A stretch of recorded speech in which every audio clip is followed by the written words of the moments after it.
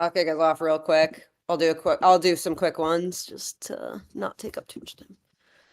Yeah, on the performance note, we have a similar issue in our own environment. We use the same Snowflake warehouse to power our analytics section of the app and our internal stuff. And this is very similar to what that customer was seeing, which is you'll notice this yellow bar means that Snowflake is queuing stuff up. So like it was queued for 45 seconds, even though this query only took 16 seconds. So pain in the butt. So one thing I did on the analytics side that was within my non-engineering control to do is when you load up analytics now, we split up the dashboard because what was happening is like this dashboard was very, very large, like 50 tiles or something like that, which meant like that was probably going to queue. I split this into different tabbed sections. So now somebody actually has to click on one to start loading up those queries. So hopefully this will reduce some of the load. Oh, I got to figure out why my links aren't working. Also just nice for analytics. And Chris, I don't know if you want to talk at all about some stuff you were doing on Snowflake.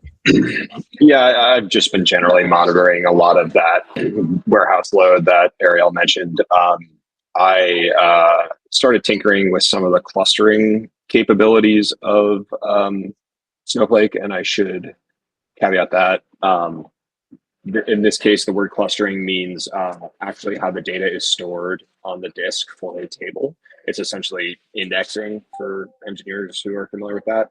Um, I think there's some potential benefit there. Like, I think Snowflake is clustering our data by time typically, which is probably a very reasonable default. But in our case, clustering by organization ID would be tremendously helpful and sensible as well, since most of our queries are going to be scoped to an organization ID.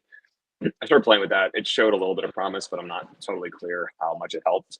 The thing I did do, which, Colin, cover your ears, is I bumped our warehouse from an extra small warehouse to a small warehouse. And what I noticed is the reason I did this is I noticed that if I that's great. If I ran a single query without anything else running, it would complete in about 8 seconds. But when I loaded the analytics dash that was running 5 to 8 of these queries at a time, it would take about 40, which indicated to me that the warehouse itself was just underpowered. And sure enough, once I upgraded the warehouse, things ran about twice as fast. I think it's also really good, like a good pointer that some of the dashboard cubing stuff that we've talked about could be so incredibly powerful here, right? If we know to only run one query and then reuse it, which is exactly what we would be able to do in this particular case, it could just have such a huge impact on cost of Snowflake. So, I'm super excited about getting back to that work. That's it.